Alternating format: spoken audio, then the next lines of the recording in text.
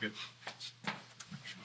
I'm going to call the meeting of the Audit and Internal Controls Committee of the Nassau County Interim Finance Authority to order. It is March 23rd. It is 6:45.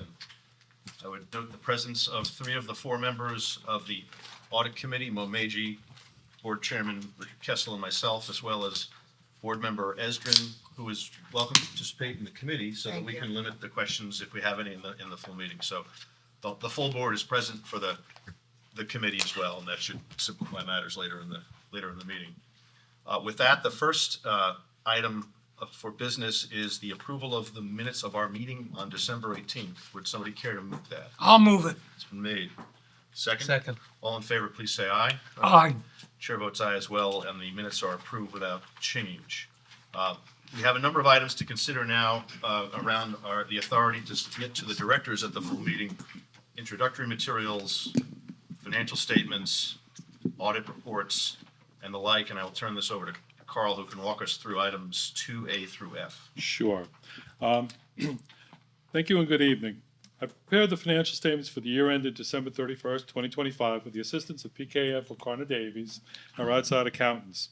I'll let the engagement partner, Brent Jensen, of our independent auditing firm, the EFPR Group, take you through our financial statements in greater detail if you wish, but I'll summarize our results. Our net position improved by $107,198,000 while paying $92,875,000 in debt with sales tax receipts. The outstanding amount of NYFIS bonds payable at December 31st, 2025 is $905,137,000 and will continue to decrease in the upcoming years. For example, we're scheduled to pay $77,605,000 in 2026. I'm happy to answer any questions before asking Brent to join the presentation. Only to clarify that when we're paying debt as NIFA, we're paying both ours and the county debt that we refinanced during the pandemic. So those principal payments are substantial because it grew and then extended the life of NIFA by 15 years. So. Exactly. The savings was front-loaded. Great. Thank you. Does anybody have any particular questions of Carl, or can we turn it over to the auditors and their presentation? Yep. Let's go ahead. Why don't we do that? Thank you, and thank you for coming. Yep. And welcome to the meeting.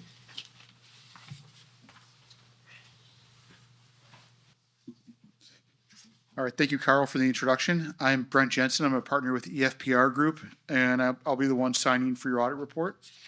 I met with this committee on December 18th to present our audit plan. We were able to execute that audit plan as presented without any exception, and that's going to result in what we expect to issue as clean, unmodified opinions, both on the financial statements and the report on compliance in accordance with investment guidelines.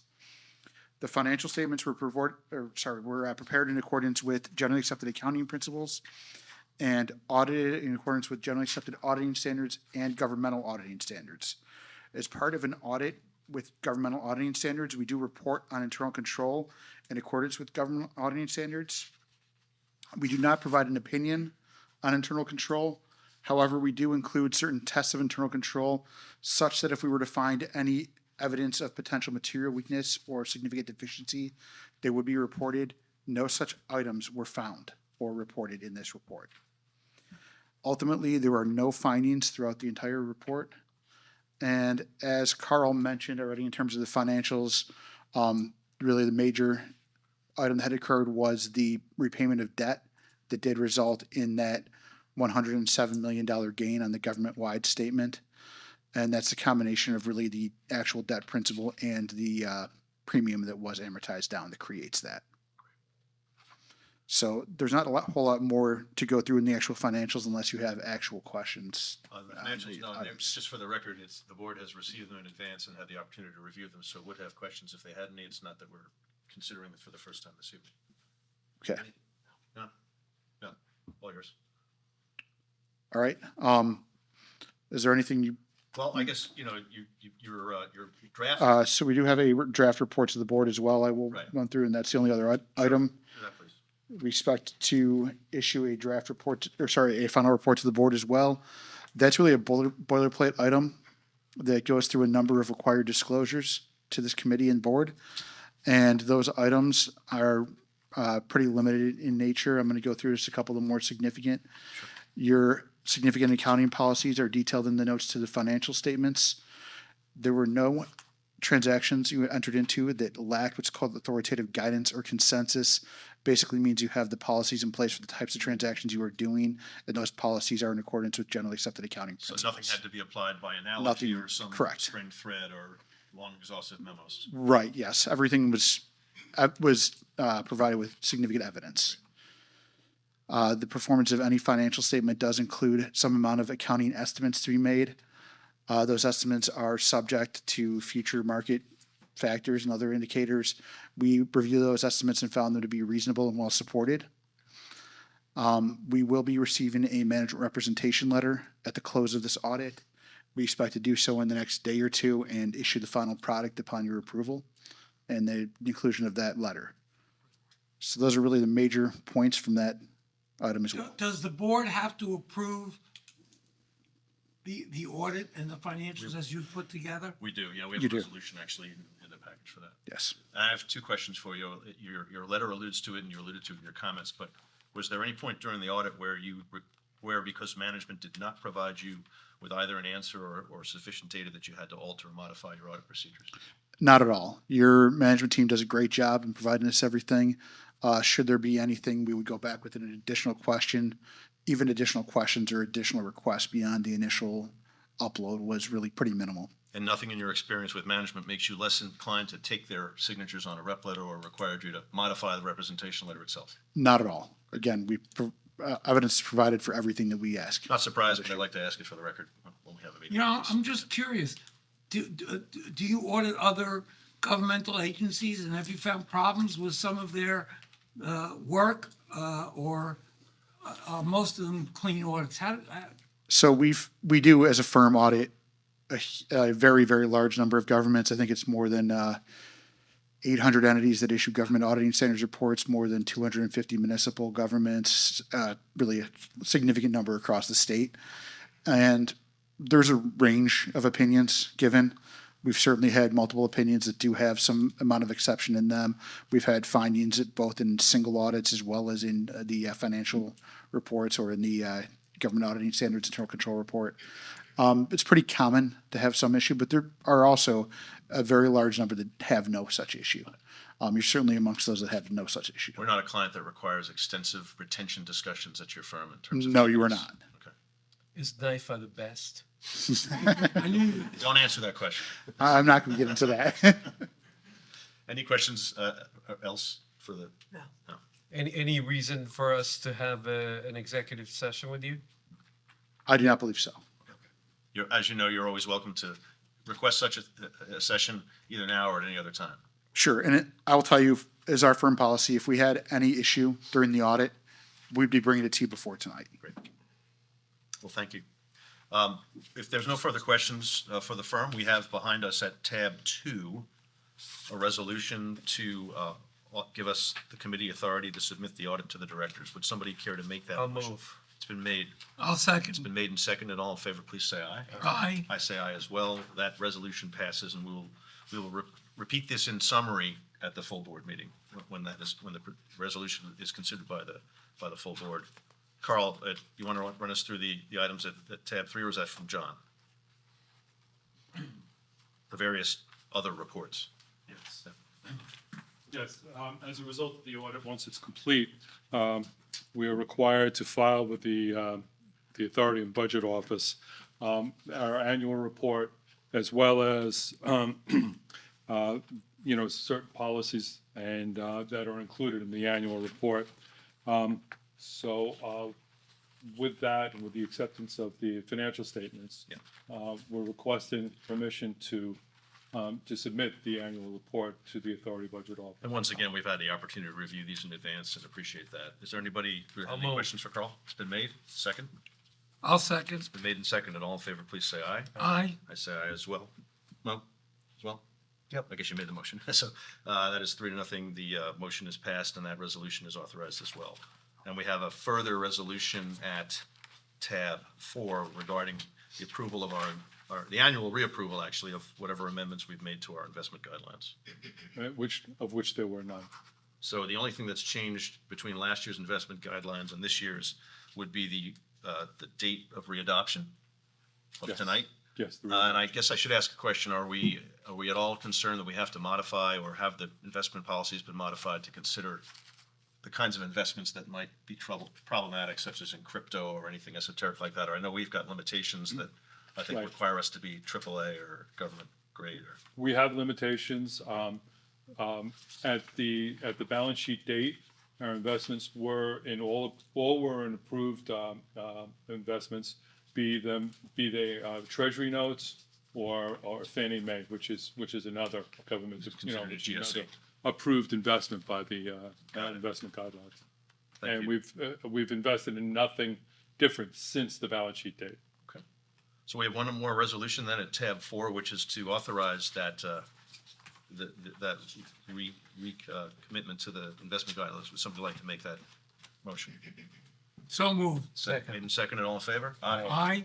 I vote aye as well. That resolution passes. And now, Carl, there's one other item, which is the annual internal controls review. That's a discussion. That's correct. It's a discussion item, and it's a status report of NYFA's internal controls, which are to be presented each year.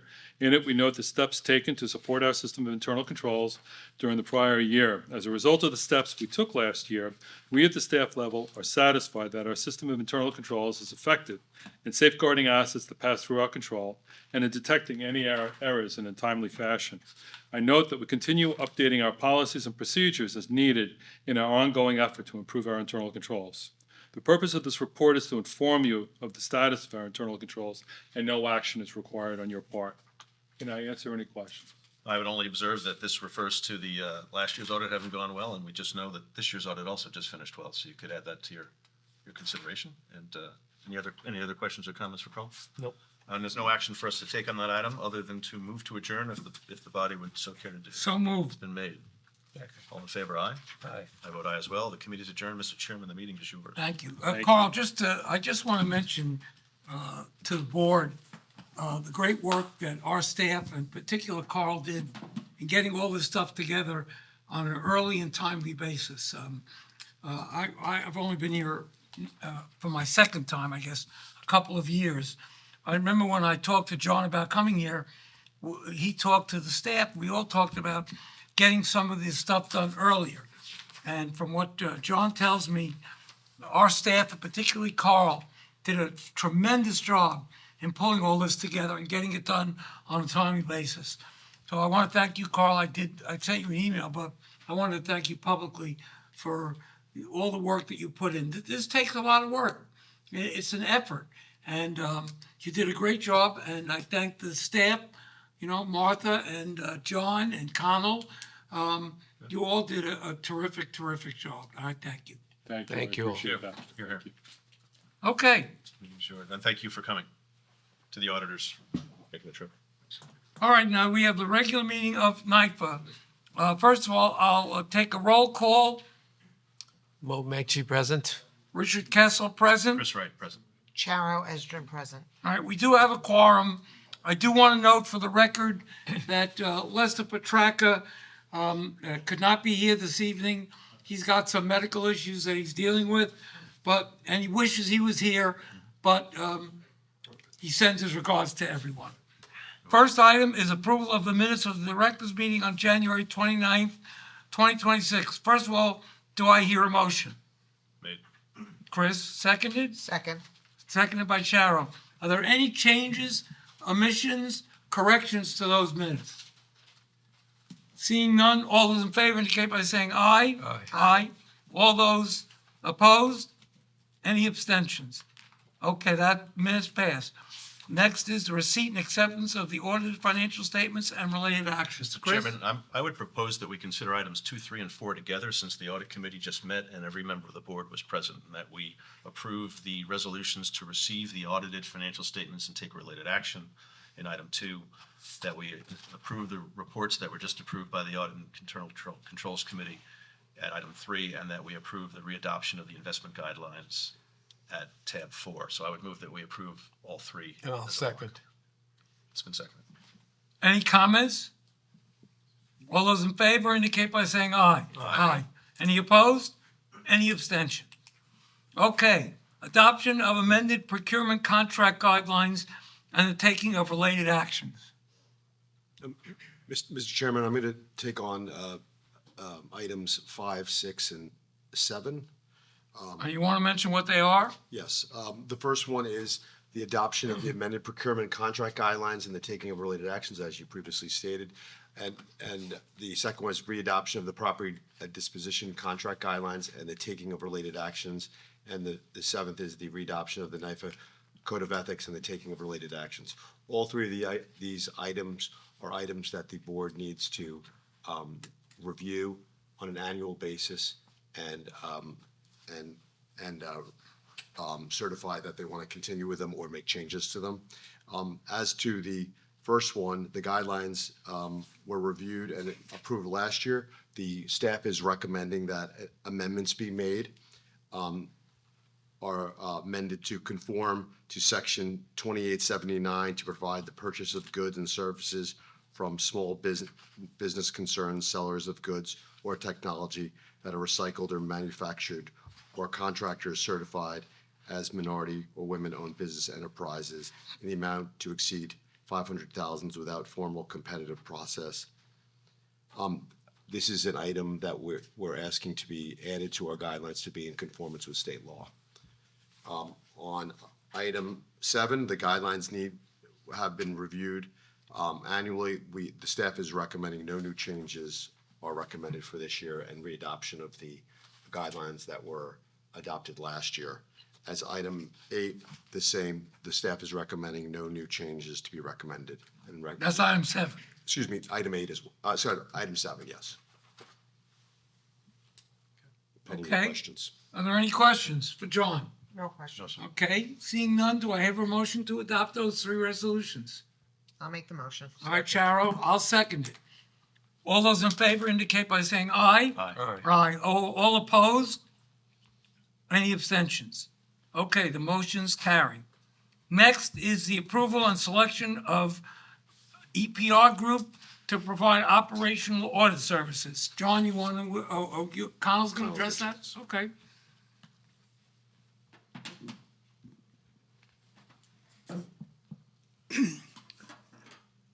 Again, this item is approval and selection and retention of the EFPR group to provide the operational audit services. It will be an operational audit of the County Department of Assessment and the County Assessment Review Commission. The objectives of the audit are to examine the methodologies and processes DOA and ARC used to produce and review the final real property assessment rolls for fiscal years 2024 and 2025, and whether the county followed the recommendations contained in the county controller's review of the 2020-2021 reassessment from January of 2023. We issued an RFP for the services and received 2 responses. The RFP committee determined that EFPR was the best all-around respondent. The hourly rates will be as set forth in the firm's proposal, and the estimated cost for the engagement is $75,450.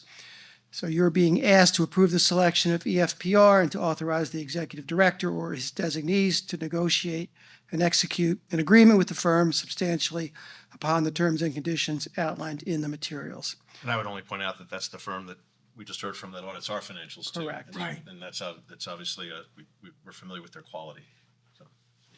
Has this been done before? Not of assessment, but we just finished up relatively recently the audit of the county attorney's office by a different firm. You just want a couple of points to make. Number one, this is an obligation and responsibility of NIFA.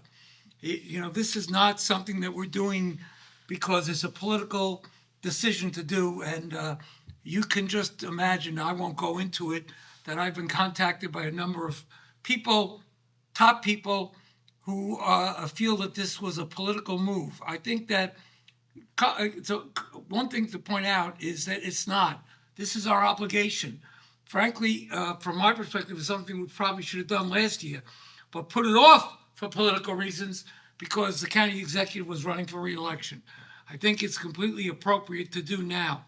I would, Connell, urge you and John, as you speak to the auditors, to make sure that they contact the county controller's office, who did contact me. Elaine Phillips contacted me directly. We had a good talk. They've done an audit and some work about the assessment. She has found some valuable things that may be valuable to our auditors. So I would ask that you direct the auditors to contact the controller's office to talk to them about this. What about the timing of this thing? What are you guys looking at? The firm proposed to start in May, and then they would be done late, sort of late summer, early fall by the end of September. We're hoping maybe we could start the process a little earlier than that, getting it approved today. But it's about a 5-month process. And I would also encourage them as they look for sources of helpful information to think about some of the groups that have formed around, advocacy or advisory to homeowners about how to deal with their assessment, right? They may find some good information from the buyer or user community that might be helpful.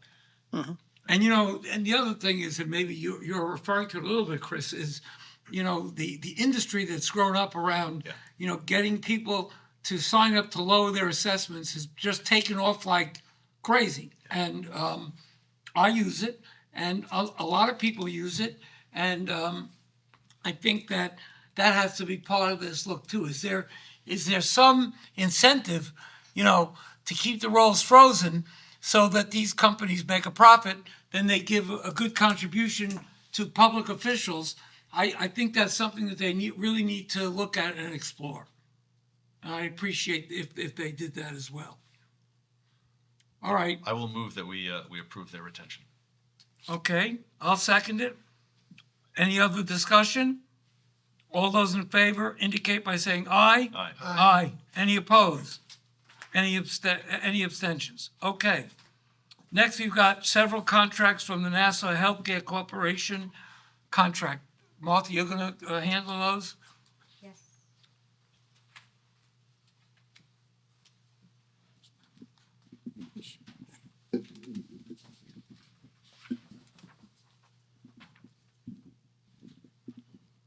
The first item is the contract with Camera X, which is a contract amendment between NHCC and ChemRx, which currently provides medication and pharmacy supply services. The vendor was originally contracted in 2016, and since then, NHCC has amended the contract multiple times until its value, including the amendment to be approved today, totals approximately $9.4 million. The amendment to be approved today by the directors is valued at approximately $1 million. It's really $960,000. Additionally, there are 5 prior amendments that were previously approved at the staff and chairman level, totaling approximately $6.3 million. That's part of the 9.4 that I mentioned before, which require ratification from the NIFA directors. Your approval and ratification of these amendments is requested because the total value of the underlying contract exceeds $5 million. My only question, Mr. Chairman, from Martha, is any view of, I'm assuming the quality of service is considered satisfactory or better, or they wouldn't be re-engaging them? Yes. And the board should know that Tom Stokes, who is the new CEO over at Numic, contacted me. One thing that I'm very happy about is that we've developed a great relationship with the new management team and the new board over there. And Tom and I talk at least once, if not twice a week. And he calls me about contracts. We talk about contracts, and the cooperation that I've been getting from Numic and from Tom is just stupendous. I mean, night and day between what we faced last year, a year ago, and what we're facing today. And I think that, the new management team over there is doing a terrific job. They've got to put a lot together. They've got a lot of work to do. I think their board, not as good as our board, of course, we know that, but I think, and I give the governor credit, for stepping in and to get the legislation passed for the state takeover of the hospital. I think it's working out fine from a financial perspective and from an operational perspective. It's got a lot of work to do. It's not going to happen overnight. It's going to take years, but the turnaround has begun and the future is bright. All right, do I hear a motion? I'll move. Okay, I'll second. okay. All those in favor indicate by saying aye. Aye. Aye. Any opposed? Any abstentions? The motion carries. Item 10, which is Health Resources Optimization LLC. These are three contract amendments between NHCC and Health Resources Optimization, which currently provides services for medical, clinical denials, and rebilling to insurance companies within the Revenue Cycle Department. The amendment adds funding to fiscal year 2024, adds a full term of a year for fiscal year 2025, and funds in the full year term for 2026. The total amount of these three amendments to be approved is approximately $4.1 million. Additionally, we're asking the directors to ratify a previous approval in the amount of $1.5 million. Combined with the amendments, the amount to be approved adds to approximately $5.6 million. Okay, first do I hear a motion to adopt? To adopt. Moved. Okay, Chris moves, I'll Cheryl second. seconded. Is there any questions for Martha or any discussion of the contracts? No. Hearing none, all those in favor indicate by saying aye. Aye. Aye. Any opposed? Any abstentions? Okay, White Glove. The next item is white gloves. The vendor provides temporary nursing and medical staffing to both A. Holly Patterson and the Nassau University Medical Center, or NUMEC as we know it, right? We are requesting approval of two amendments which total approximately $8.2 million. The term for the amendment for A. Holly Patterson is through December 31, 2026, and for NUMEC is through July 31, 2026. That's right. And what's the total value? It's 8.2. The two together is 8.2. If I recall correctly, we've considered and approved prior contracts for White Glove as Yes, well. absolutely. So it's- We've done it with the prior administration, Yeah. and I believe at the beginning of 2025 also. So there's a record of satisfactory service there too. Yes. Yes, but I also believe that the hospital has indicated that they're trying to reduce the amount of supplemental staffing that they use. It's in the last 6 months, the, Do you want to, Yeah. do you want to come up and? Yeah, sorry. Otherwise, the very large viewing public might. oh, you want me to? 6 million. Yeah, people. no, go ahead, go Come up here, ahead. just Got like a maybe 10 just put your share. name on the record. Oh, I'm Dan Lindenberg. I'm the interim chief legal officer with Nassau Healthcare Corporation. To answer your question, about a year, at the beginning of last year, we were spending anywhere from $150,000 to $200,000 a week for white glove services. It's now down to in the range of $105,000 to $115,000 a week. And that's really truly through the efforts of our chief nursing officer, Rivka Mintz. Is that through insourcing people? It's mainly because we are we have a better perspective on the kind of the number of FTEs we need to properly service each of the departments. We've also done a better job of negotiating the hourly rates. I mean, the issue that we often face here is it's high turnover, low retention. And one huge benefit that White Glove offers is that the nurses come in already trained. So it requires 4 days of orientation versus 6 months of training, which is a huge save. Keep up the good work. Thank you. Yes. Thank you. Thank you. Is there any further discussion? I'll move. Okay, I'll second. okay. All those in favor indicate by saying aye. Aye. Aye. Any opposed? Any abstentions? Okay, White Glove passes. And now we have the Altera. Which John is going to Yeah, take I'm over. gonna- To show our cooperation between both the NHCC and NIFO. This morning, on March 23rd, 2026, NHCC submitted two contract amendments for Altera Digital Health to NIFO for approval. The first is for the term of 1 month beginning March 1st, 2026 through March 31st, 2026. And the NHCC Board of Directors authorized adding funds not to exceed $2 million. The second is for the term of 3 years beginning April 1st, 2026 through March 31st, 2029, for a total of approximately $29 million. but the NHCC Board of Directors has only approved the first 2 years in an amount to not exceed 19 million. So tonight, you're being asked to authorize $21 million to get for until March 31st, 2028. The contract is for Alera Digital Health. It provides the digital medical records. I mean, obviously, this is a big contract. Do you want to come up, Dan, and ask any additional questions? And that is good service processing it in a day. Yeah. Phenomenal. We had a heads up, but we did. We had to. Communication actually helps things, is what you're saying. In fact, they're here. They're here.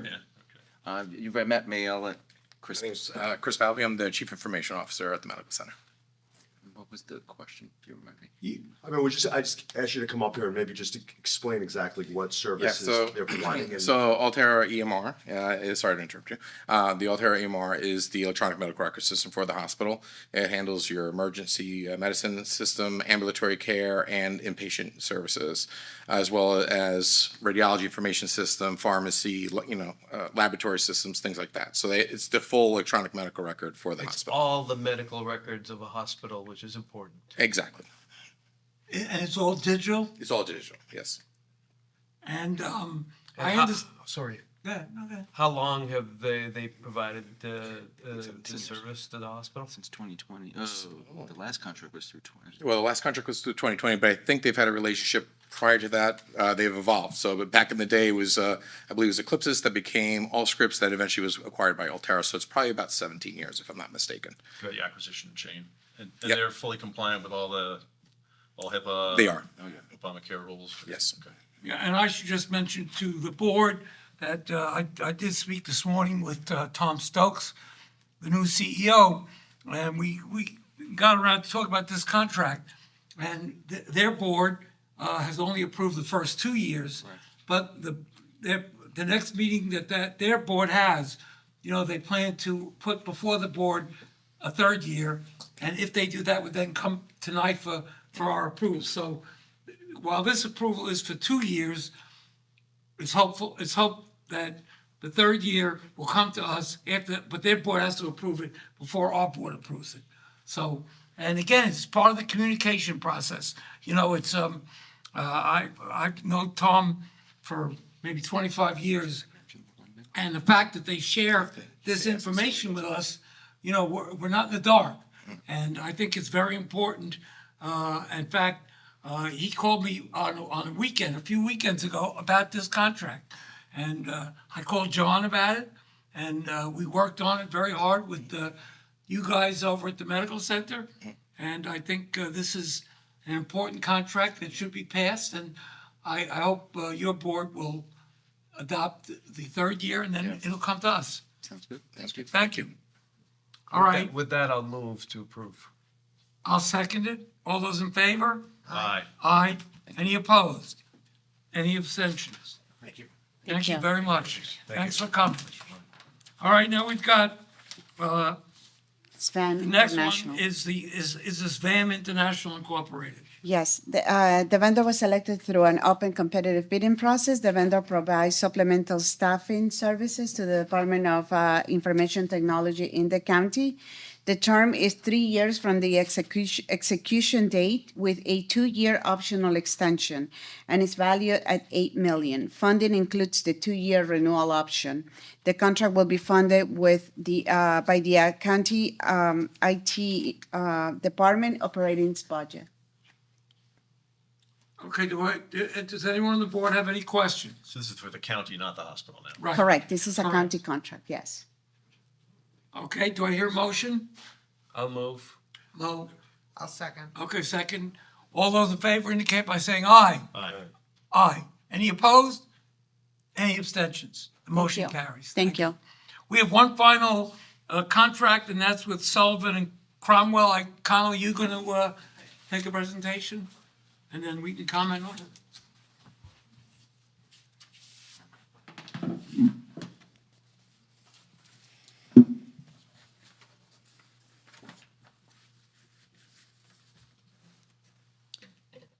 This item is consideration of the county's contract for Sullivan and Cromwell, and this is the NIFA 802-25, just for the record, because they do have a second contract.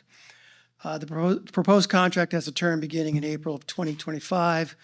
It's terminating upon the completion of services, and the amount to be paid to the firm would not exceed $2.4 million, and it would be billed at hourly rates.